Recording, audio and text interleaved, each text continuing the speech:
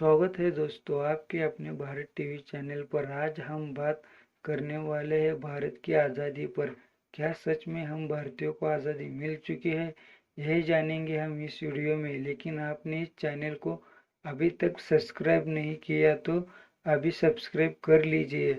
15 अगस्त 1947 देश की आज़ादी की तारीख। लेकिन मैं आपसे कहूँ कि सचमुच देश को आज़ादी मिली है तो आप कहेंगे ये कैसा सवाल है। मैं जो अभी बात करने जा रहा हूँ वो सुन के आपको भी सोचने पर मजबूर कर देगा। ये बात कहीं भी आपको देखने को मिलेगी ना सुनने को मिलेगी। ना ही किसी ने कहा है ना कोई कहेगा। आपको हमेशा यही बताया जाता है कि भारत पर राज मुगलों ने अंग्रेजों ने किया है। यह बात सच है, लेकिन किसी और ने भी किया है और वो है ब्राह्मण। हाँ, आपने सही सुना, ब्राह्मणों ने। मुगलों ने और अंग्रेजों ने भी कभी नहीं कहा कि हम बाहर से आए हैं, लेकिन ब्राह्मणों ने हमेशा चीख कर कहा है कि हम बाहर से आए हैं, और इसका लिखित स्वरूप में प्रमाण भी दिया है। बाल गंगाधर ने अपनी किताब the Arctic home at the Vedas इसमें कहा है हम बाहर से आए हुए लोग हैं। जवाहरलाल नेहरू ने भी अपनी किताब डिस्कवरी ऑफ इंडिया में कहा है हम मध्य एशिया से आए हैं। बड़ी फेमस किताब है वोल्गा टू गंगा। इस किताब में भी राहुल संस्कृतियान, जो कि इसी किताब के लेखक है, इन्होंने भी हम ब्राह्मण वोल्गा से गंगा तट पर कैसे आए यह लिखा है। विनायक सावरकर ने भी अपनी मराठी किताब 6 सोनेरी पाने इसमें लिखा है कि हम बाहर से आए हैं, सारे जहां से अच्छा। यह लिखने वाले इकबाल, जो कि एक कश्मीरी पंडित है, इन्होंने भी कहा है हम बाहर से आए हैं। राजा राम मोहन राय, उन्होंने भी इंग्लैंड में जाकर अपनी भाषणों में बोला है कि आज मेरी पितृभूमि यानी अपने घर आया हूँ। ब्राह्मणों ने भी ऋग्वेद में श्लोक 10 में लिखा है कि हम ब्राह्मण उत्तर ध्रुव से आए हैं। हम भारतीयों का डीएनए टेस्ट हुआ था, जिसमें ब्राह्मण का डीएनए विदेशी पाया गया। यह news times of India news paper में भी छापी गई थी। इस देश पर अनेकों ने राज किया, जैसे पुर्तगालीज, हुन, मुगलों ने, अंग्रेजों ने, वैसे ही इस देश पर ब्राह्मणों ने भी राज किया है, करते हैं और करते आ रहे हैं। मुगलों ने 700 वर्ष, अंग्रेजों ने 150 वर्ष, उसी तरह ब्राह्मणों ने भी 2500 वर्ष राज किया है। अब मैं आपसे कहूँ कि मुगलों ने, अंग्रेजों ने हम पर कोई राज नहीं किया। वे सब परंपरा है, वो बीती बातें थी, सब अंधश्रद्धा है। आज इसका कोई लेना देना नहीं है तो कैसा लगेगा आपको? मैं आपसे ये पूछूंगा कि मुगलों ने और अंग्रेजों ने क्या किया, तो आप कहेंगे हम पर जुल्म किया, हमारे मंदिर लूटे, हमारे मंदिर तोड़े, हमारे लोगों को मारा पीटा, उनकी हत्याएं की, बहन बेटियों का बलात्कार किया, इज्जतें लूटी, हमसे धन लूटा, हमें गुलामी में रखा। अब यही कहोगे। अब ब्राह्मणों ने क्या किया सुनिए। ब्राह्मणों ने भी हम भारतीयों के मंदिर लूटे, मंदिर तोड़े, भारतीय लोगों को मारा पीटा, उनकी हत्याएं की, बहन बेटियों का बलात्कार किया, उनकी इज्जत लूटी, धन लूटा, भारतीयों को जुल्म किए, गुलामी में रखा और रखे हुए है।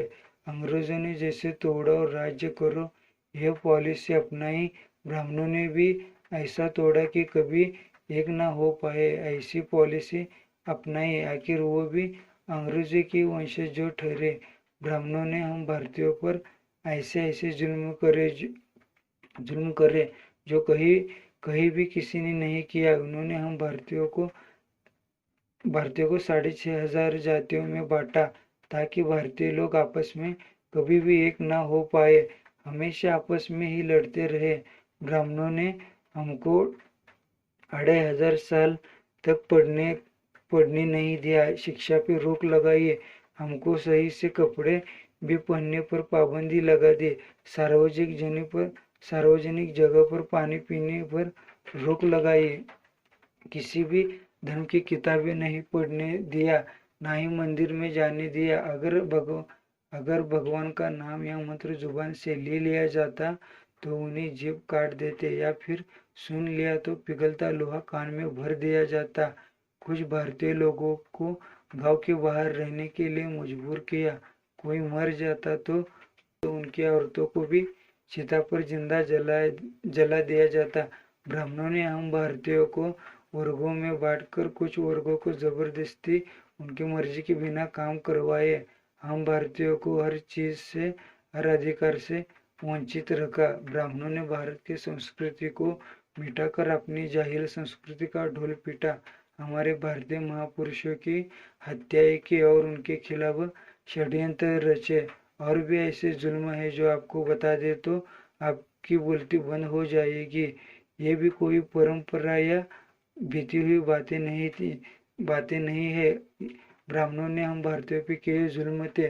अगर कुछ भारतीय वर्गों को अन्य भारतीय वर्गों की पीड़ा पीड़ा नहीं लगती, जुल्म जुल्म नहीं लगता, तो थूकता हूँ मैं ऐसी आज़ादी पर जो सिर्फ कुछ वर्गों को मिली है।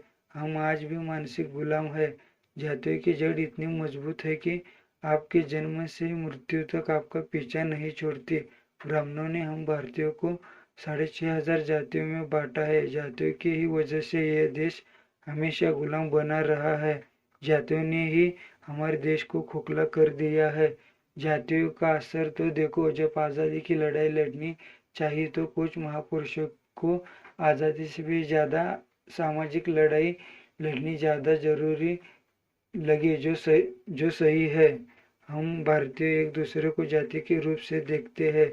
हम भारतीय लोकतंत्र की प्रक्रिया में भी जातियां देखकर फैसला करते हैं। हम एमपी एमएलए कोई भी चुनाव प्रक्रिया हो, जातियां देखकर ही चुनते हैं, चाहे वो इंसान मक्कार हो या अनपढ़ जाहिल हो। यही वो बात है जो लोकतंत्र और देश के लिए घातक है। जातियों के कारण ही देश में बहुत सारी जातीय संगठन और संस्था का निर्माण हुआ है। जातियों में हमेशा टकराव होते रहते हैं। जातियों में महापुरुषों को लेकर भी तनाव या हिंसक घटना होती रहती है। एक ही धर्म के होकर भी केवल अलग जातियों के कारण लड़का या लड़की प्रेम प्रकरण में ज्यादा हिंसा देखने को मिलती है। लड़का या लड़की या लड़के के घर वालों पर हमले या उनकी हत्याएं होती रहती है। जातियों के और भी उदाहरण दिए जा सकते हैं जो देश को नुकसान पहुंचा रहे हैं। भारत के सुरक्षा प्रणाली यानी भारतीय सेना में भी जातियों का प्रभाव दिखता है। जैसे Sikh regiment, Rajput regiment, Maratha regiment और महार रेजिमेंट जो जातियों के नाम है। तो देखा अपनी जातियां किस कदर देश और व्यक्ति से चिपक कर बैठी है। सभी महापुरुषों की लड़ाई जाति को समाप्त करने में ही लिए ही थी। आरक्षण के मुद्दे पर भी बड़ा बवाल होता है। यह भी जातियों के कारण से ही है।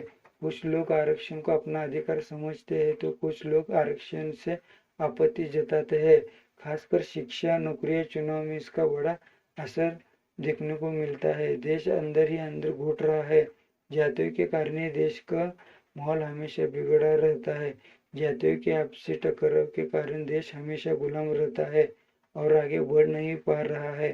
जातियों गुलामी के लिए बनाई गई है। जब तक जातियों का अंत नहीं होता तब तक ही देश का माहौल ऐसा ही रहेगा। अगर आप परिपूर्ण भारत का निर्माण करना चाहते हो तो जातियां खत्म करनी होगी। तब तक है भारत तो आजाद नहीं, गुलाम है। हम पूरी आजादी चाहते हैं, जातियों का अंत चाहते हैं। भारत तो अभी गुलाम है, भारत तो अभी गुलाम है। आजादी के राह पर एक भारतीय।